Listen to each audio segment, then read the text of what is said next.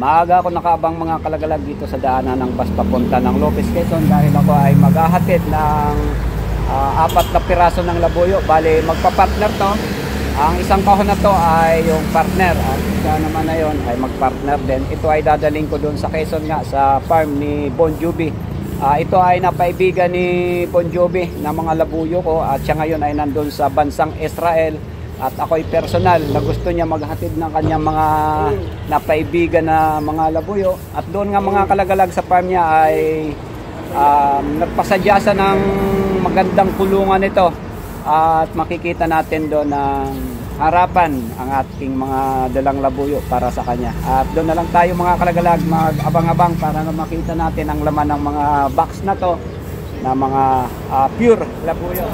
Oh, Lopez! Oh!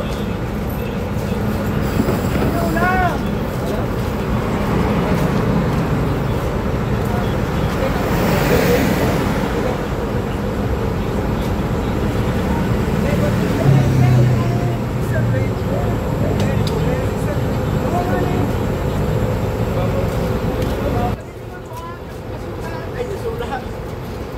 Oh, nakasakay na po, nakasakay na. Okay, okay.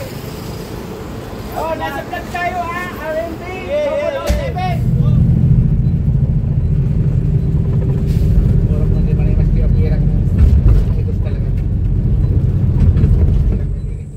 Ito na mga kalagalag yung labuyo natin, no? Nakarating na tayo ng Lopez, Quezon. So 10 hours yung biyahe mula Legazpi hanggang dito sa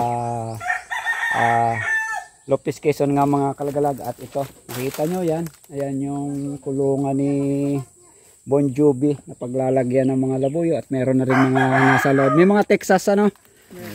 Pasok na natin itong ano. Ito mga idol, doon namin ito bubuksan sa loob para masipte. Baka biglang magsipag alpas to. Ito yung kabuuan ng ano ni... Ayan. Ganda ng kulungan niya. Laki. Lawak ng ano niya. Ang sabi sa akin ni Bon Jovi dyan sa parting likuran ng kanyang pinagawang kulungan, marami daw na labuyo rin dyan na naririnig niyang tumitilaok. So kaya meron din akong dalang siya ay mga kalagalag.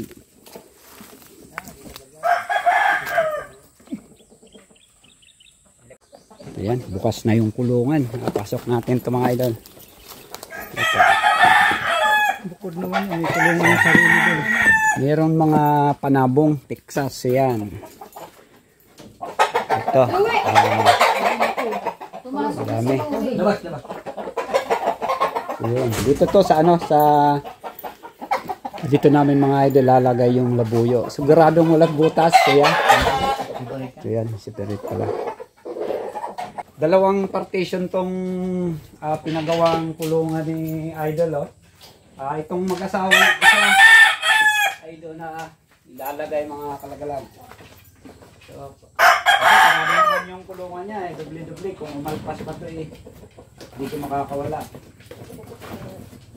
Yung naglalagay, nakakulong na. Nakakulong na, nakakulong na. 3 pinto pa. 3 pinto, hindi makakawala. Tali-tali lang daw yung yung lalaki. Nagulap to mga idol. Hindi ba? Pinapatali mo. Dito.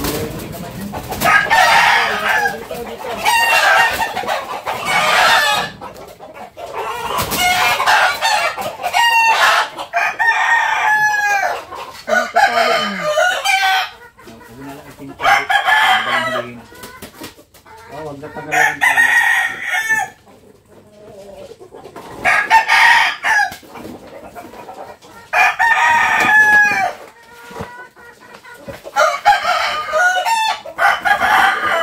Kahilap yung mga labuyo. Wag na muna.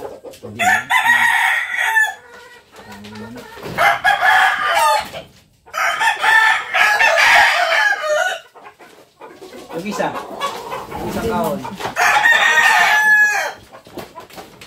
Yan ang kulungan. Magigpila na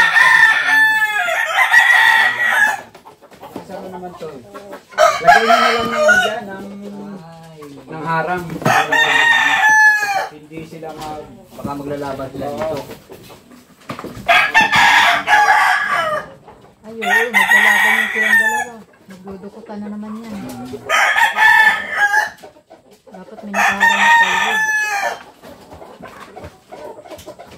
Sigurado lagi pag maglalagay tayo ng labuyo sa kahon. Nakatalo na.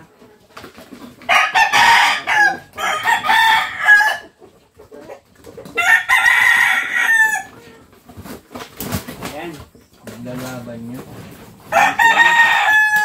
Dapat ano? Ito mga labuyo natin mga lagalag. Galing sa Ligaspi nga, 4 na piraso.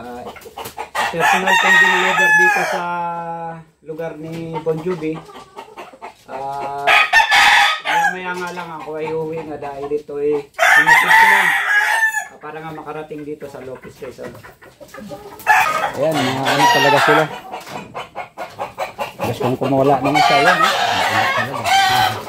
Tataas yan lumipad. Ayun. Yan ang mga idol yung dala nating mga kate. Ayan, kasi pag dapo na yung dalawa at yung isa ando naman. Ayan, mission na complete sa pag-akit natin ng mga labuyo dito sa lugar ng isa nating kaibigan na nakilala natin sa ating FB account. Sa pamamagitan din ng ating YouTube channel. So, pakita ko yung kulungan ng ating kaibigan ng malayuan. Ayan, ang kanyang kulungan. Ating dinalang labuyo sa kanya. Yan mga kalaglag. At ako'y magpapaalam na at ako'y babalik agad din ng Legazpi City dahil ako'y naghatid lang talaga nito ng napaibigan may Bon Jovi Torres ng Israel. So wala siya dito. Nandun siya sa ibang bansa at pag uwi niya ng Pilipinas, doon niya na makikita yung kanyang mga labuyo. At meron din akong isang CI dito. Si iTrap. Oh, nalaglag yung ano ko, yung bag ko. Ito, ang si iTrap na box type, solid direct ring. Ito ay kasabay sa dala ko dito sa kaibigan natin na si Bon Jovi. At idol, ito na ang yung request. Meron kang magagamit pag uwi mo dito sa Pilipinas. Maraming salamat sa tiwala.